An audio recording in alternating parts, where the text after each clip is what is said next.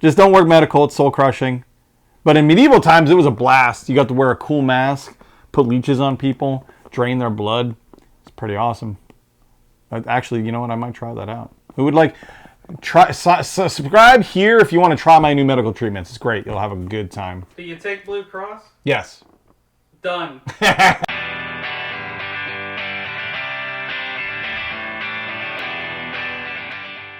Hey Misfits, it's Anthony once again, and welcome to another Under the Lid. And this time we're taking a look at Four Humours. Now, as maybe people don't know, I'm in the medical industry. I'm an X-ray tech. Woo! And one thing I do love is any games based on medical stuff, but because honestly, there really isn't a lot of medical games. There isn't. There's like, what, 2? Counting this one now? I mean, like, there really isn't a ton. There's a great game by the guys who did Ark Nova. They made a medical-based game where you're building your own hospital and everything's very cool, called Clinic. Yeah, point to the corner and they can see it. Yeah, Clinic. Other side, Clinic. I love medical stuff. So I was kind of really excited to get my hands on this because it's a medical-based game for one, but also it is a medieval medical-based game. Now, I will say it is extremely medical in theme, but the mechanics... You're not like building your own medieval clinic, which would be great because, you know, you'd have jars of leeches, bleed them. Yeah, bleed them and stuff. But it doesn't really get that. It doesn't really get that macabre or whatever I should say. So I was reading through the instructions, which the instructions are right here, very clean instruction booklet. And if you didn't know, by the way, these guys are the guys that do Planet Unknown, which is a Lazy Susan game. So they kind of have a little bit of a, they're starting to get a little bit of a pedigree. Planet Unknown's a great game. If you haven't played that, very, very good game. This game looked like a lot of fun. So I'm going to show you the tokens here that are involved. You get these tokens, and the Four Humours is referring to the different kinds of potions you actually have, although in medieval times it refers to different parts of your body. I can't remember. What they said like your body had like four humours to it. Four humours in it, and the balance of those humours. Yeah, and they try to regulate that. So they kind of do that with this. You have patience and heart, and they have different names to them. I should probably be cool and read the names. They have choleric, you have sanguine, you have melancholic, and you have phlegmatic. So each one is a different humor, represents a different way to essentially kind of win in this game. Everybody gets a bag and tokens, and you lay out a board. And actually the cool thing about this is there's 2 different ways to play. There's more of a, and they're actually legitimate 2 ways to play. You have your setup where you have a main board, and you lay out the board here, and the boards are here, like so. And basically, these are kind of the main, we have a main board, and we're all putting our stuff on the board and trying to do objectives to win the game. It is an objective-based game. You do win by putting objectives down. These are the boards of the game, and you'll have different objectives on the side, and as you go, you'll basically be putting down potions onto particular characters, and I'll get to those in a little bit, basically to complete these objectives, which we'll also put out later. And then the potions can travel, though they can go across here on the board as you complete party cards. There's also another way to play it called, that's the kingdom mode, and there's a fiefdom mode where you have literally your own scoring board. And you actually, what you win with matters because you're trying to basically fill up this board to win the game. So they actually have 2 legitimate ways to win from what it looks like. And I honestly can't wait to play this game. It looks like a lot of fun. And these are obviously the board tiles. I love the art theme. It's very, obviously medievalish, old school, extremely old school art. And it just looks really good. I like that. What do you think about that art, man? Oh, it's nice. It's nice and clean too. It's nice and clean. Yeah, it looks very good and keeping. Kind of gives me a Canterbury Tales vibe. Yeah, and that's kind of what they're going for, right? Looks very, very nice. Then you have your travelers here that go around the board. Boop, boop, boop, boop, boop, boop. And I like to have the plague mask, classic plague mask, which has gotten popular the last bunch of years. You know, the beak with the big goggles or whatever. Very popular during plagues. Very, extremely, very popular during plagues. Yes, I was wearing one at work myself, actually. So now they just call it masks. So your character can travel around the board here and try to complete different things. Now this edition is the Kickstarter edition. We'll show you the differences. There's not a ton, but a little bit of differences between the different editions. This Kickstarter edition has a few different things. One of these I know is definitely the bags are a little bit different. And in the bags, you have these cute little things. Look at these. So you put your tokens in this so you can flip them over. Woo, woo. Should I pop one out? Sure, why not? Why not? We'll pop one out here. You put your little token in there. Boop.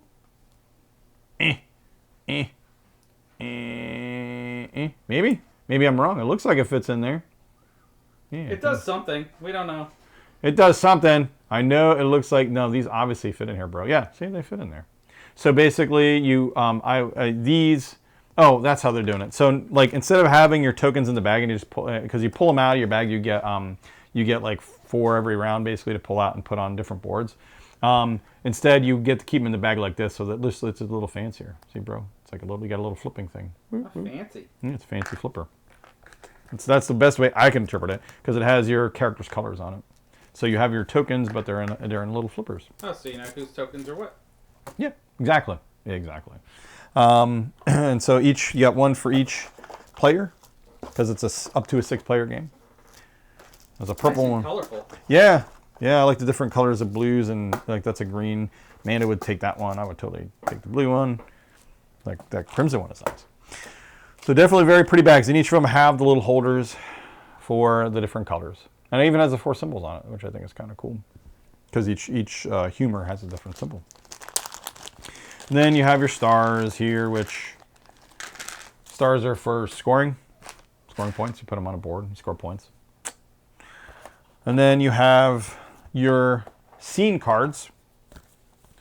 Now these are the cards that you actually, so this is your solo mode, but we're going to open one of these. These are some stretch goals, but they have different region cards to complete goals with. Oh my God, I will say, this is the toughest plastic.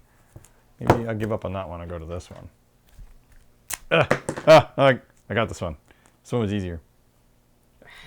Thank you, though. That was way easier than the other one. The other one was like super shrink wrapped.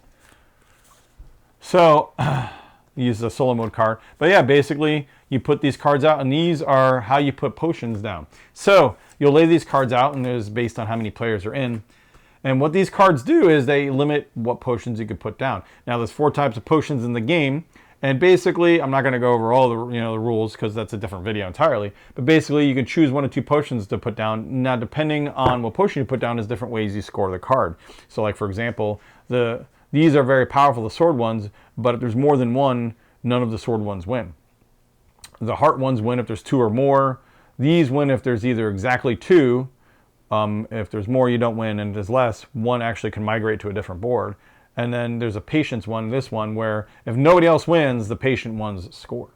And so basically, it's kind of a bluffing game. You're going in and you're saying, I'm going to put this in. You could talk about whatever you're putting down. You could tell them what you're putting down, or you could lie and bluff to try to guide them into putting something else down. You'd be like, hey, I'm definitely putting a sword here. And they'd be like, okay, well, if I put a sword here, we're all going to lose. So do you believe them or not, right? And what you pull from your bag is random every turn. So you might not have a sword even.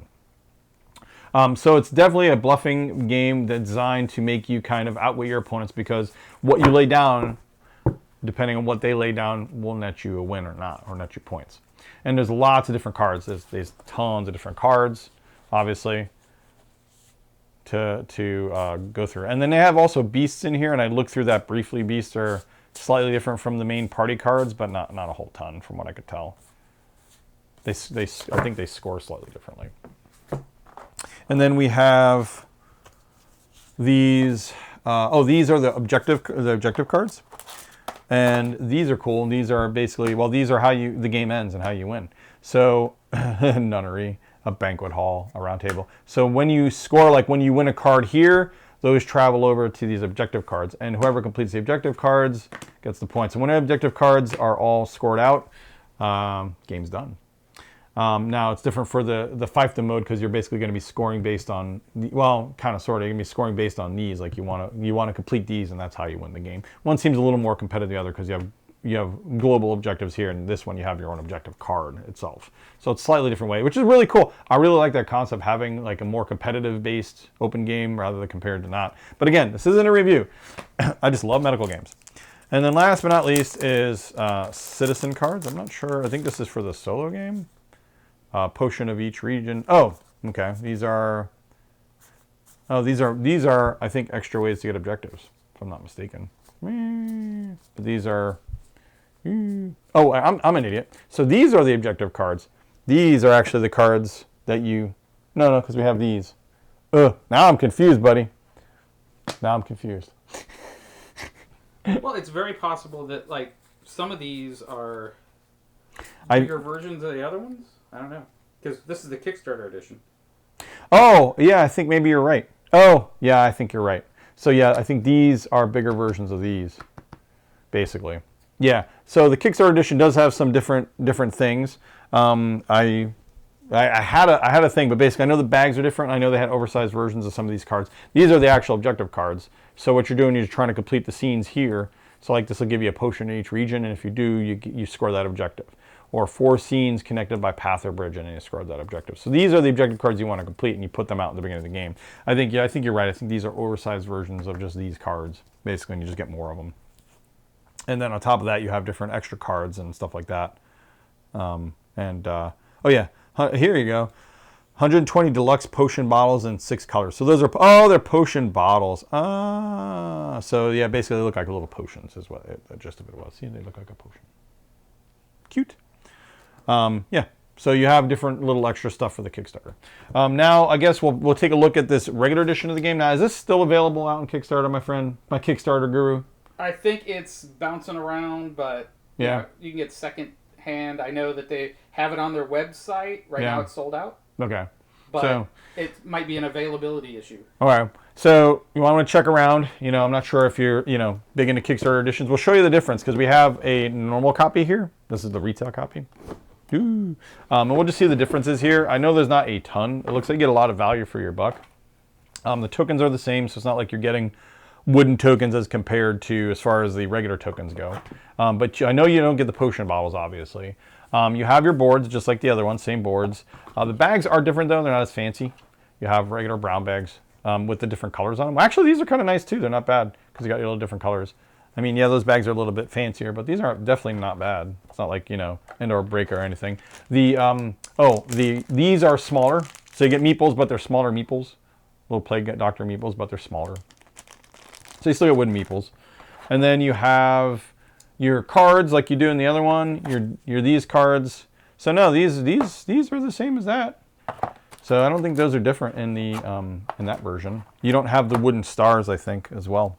That's kind of it. So honestly, yeah, I mean, this is a lot of value. I mean, honestly, there's not a huge change between the Kickstarter. I mean, you could find it if you want the more oversized tokens. I don't see star tokens, as far as the wooden star tokens go. And they had like a little thing of extra cards. But honestly, like you'd be just as fine, I think, getting the non-Kickstarter. I mean, obviously, if you want to give them money, get the Kickstarter. And these guys are very good. But no, these are both a good bang for your buck. There's a lot of stuff here, and there's not really a huge change between the difference. It's actually fairly minuscule. So yeah, very cool. This game looks cool, guys. I went to town on this unboxing. I hope you enjoyed it. Like I said, I'm a sucker for anything medical, and I'm eagerly excited to play a medical-based game. But I actually kind of like and it's up to 6 players, so it's a cool little bluffing. Not trick-taking game, thankfully, because everybody knows I don't like those. But kind of just messing around with people. It's an alternate way to have a bluffing lying game with different winning cons. I'll be honest, this is kind of a unique-ish game. I haven't really ran across anything like this. Kind of like the other game, the Planet Unknown. I haven't really ran across a Lazy Susan tile-laying game either, so... They've got a unique eye. They got a unique eye. I will say these guys are very cool. They're definitely up-and-comers, and I really like the way they go with theme. I'm almost going to start putting them up there with those other guys that I like, Portal and Devere. The production quality is great. The theme looks great. The unique game style, great, So check them out, guys. Again, this is Four Humours, and it's by Adam's Apple Games. It's available now. And the Kickstarter one, if you want to get the little bit of extra spiffs, you can find it. But honestly, you're not going to do bad by getting the regular one. There's really not a whole ton of difference. Thanks again, guys, of course, for joining me for our medical-based Under the Lid today. And as always, of course, like and subscribe. Leave us some comments here if you have anything you want to add about medical-based stuff. I always love hearing that kind of stuff. And no, I will not X-ray you guys. But as always, don't forget to game on. Game on. Game on.